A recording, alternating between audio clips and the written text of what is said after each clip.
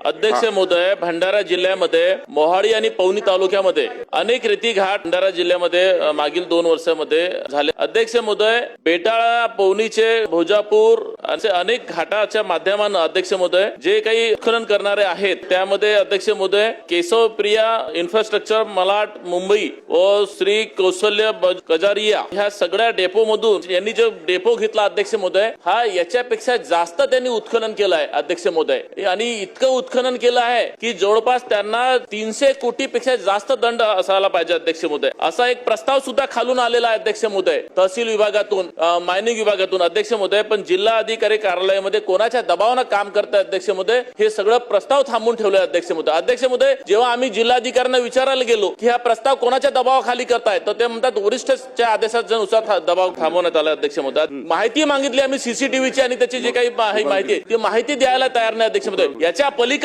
पलीकडे जे रेती घाटवाले आहेत ते सांगतात अध्यक्ष महोदय की हमारा आमदार कुछ नहीं बिगाड़ सकता. अध्यक्ष महोदय, जर हे इतकी मगरुरी हे कोणाच्या भरोश्यावर आली आहे अध्यक्ष महोदय? पोलीस विभाग सांगते का रेती घाटवाले तुमच्या घातपात करू शकतात? रेती घाटवाले म्हणजे इतके मगरुरी आलेत अध्यक्ष महोदय. माझी मंत्री महोदयांना विनंती आहे अध्यक्ष महोदय की तहसीलदार तुमचे, एसडीओ तुमचे, गुवाहाटीला आम्ही यासाठीच गेलो होतो का अध्यक्ष महोदय? मला बोलू दे जरा, आता थांबू नका जरा. माझा प्रश्न तोच आहे अध्यक्ष महोदय.